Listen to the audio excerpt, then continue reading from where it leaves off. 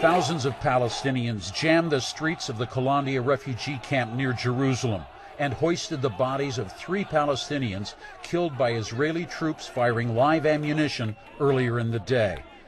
Armed militants came to that funeral carrying M16s and other weapons and firing them in the air.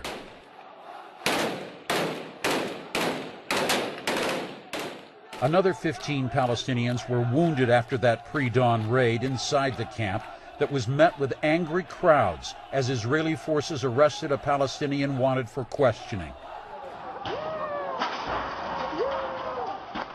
Official Israeli sources say the team making the arrest was confronted by a mob hurling rocks and building materials from rooftops and, fearing for their lives, called in army troops who resorted to live ammunition in, quote, self-defense.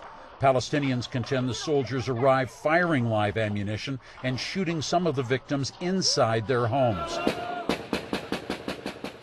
The funerals were cause for mourning by some and militancy by others living in the refugee camp that is home to some 20,000 Palestinians. Many were left or forced out of their homes in 1948. Dozens of young people then erected barricades, hurling stones and Molotov cocktails and rolling burning tires toward an Israeli checkpoint that leads to Jerusalem. They were met with Israeli troops firing tear gas, stun grenades, and so-called rubber bullets that are plastic-wrapped metal rounds. At least one Palestinian demonstrator was taken away by ambulance after being hit.